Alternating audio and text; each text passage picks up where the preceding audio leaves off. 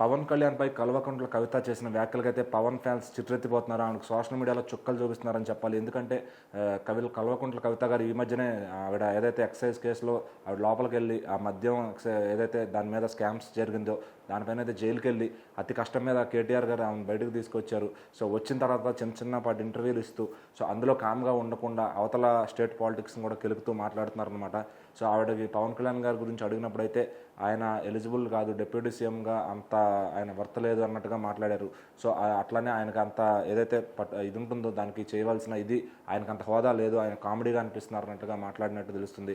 So మరి ఆవిడ అలా ఎందుకు మాట్లాడింది, పవన్ కళ్యాణ్ గారి పైన ఉన్న పాత కక్షలు ఉన్నాయా, అదే విధంగా మాట్లాడినట్టు తెలుస్తుంది అనమాట. చంద్రబాబు గారి గురించి మాత్రం ఆయన ఒక డిగ్నిఫైడ్ పొలిటీషియన్ అని, అట్లానే ఈ నారా లోకేష్ గారికి మాత్రం ఒక మెచ్యూర్డ్ పొలిటీషియన్ అని చెప్పి ఇలా చెప్తూ, జగన్ గారు ఒక ఫైటర్ అని చెప్పి ఇట్లా పాజిటివ్గా చెప్పిన ఆమె ఇటు పవన్ కళ్యాణ్ గారి దగ్గరికి వచ్చేసరికి మాత్రం ఒక అన్మెచ్యూర్డ్ పొలిటీషియన్ అని చెప్పి చెప్పడం జరిగింది. సో దీంతో పవన్ కళ్యాణ్ ఫ్యాన్స్ అంతా ఆగ్రహం వ్యక్తం చేస్తున్నారు. సో ఆయన పదవిలోకి వచ్చిన తర్వాత ఎన్ని మంచి పనులు చేశారు, రాకముందు ఎన్ని పనులు చేశారు అనే విధంగా అన్ని వీడియోలతో సహా ఆమెనైతే మెన్షన్ చేసి మరి ఏకిపారేస్తున్నారని చెప్పాలి ఖచ్చితంగా.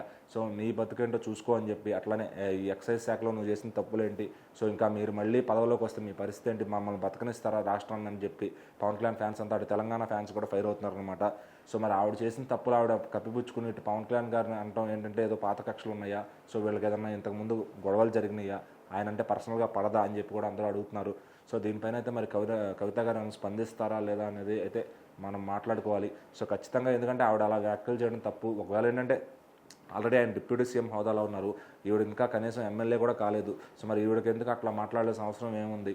సో ఒకవేళ ఇష్టం లేకపోతే ఆయన గురించి తెలియదని చెప్పాలి, అంతేగాని విమర్శించడం ఎందుకు, అదే అంత తగ్గించి మాట్లాడటం ఎందుకని చెప్పి ఖచ్చితంగా జన సైనికులు పవన్ కళ్యాణ్ ఫ్యాన్స్ అయితే ఫుల్గా అసలు వాళ్ళ కోపానికి అయితే అంతం లేదని చెప్పాలి. ఎందుకంటే గత 24 అవర్స్గా వాయించబడేస్తున్నారు సోషల్ మీడియాని. కల్వకుంట్ల గారి కవిత గారి వీడియోస్ పెట్టి, ఆమె చేసిన స్కామ్స్ దాని తాలూకు ఆర్టికల్స్ పెట్టి, ఇటు పవన్ కళ్యాణ్ గారు చేసిన మంచి పనులతో ఎడిట్లు కూడా చేసి అన్నీ కూడా ఆమెకైతే చూపిస్తున్నారు అనమాట.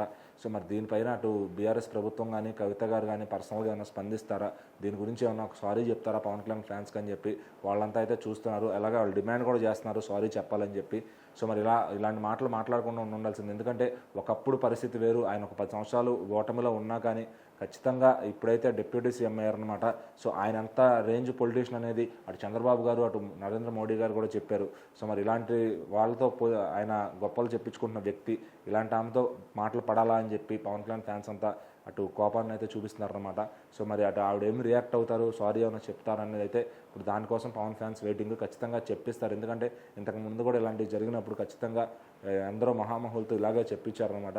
సో మరి కవిత గారైనా ఏమీ దిగరాలేదు కాబట్టి ఖచ్చితంగా ఆవిడ ఈ ఇష్యూ తెలుసుకుని వాళ్ళకి సారీ చెప్తారని చెప్పి అటు పవన్ కళ్యాణ్ గారిని అన్నందుకు ఆవిడ దాని గురించి కూడా ఆ వీడియో ఏదన్నా చేస్తే బాగుండని ఫ్యాన్స్ అయితే డిమాండ్ చేస్తున్నారనమాట.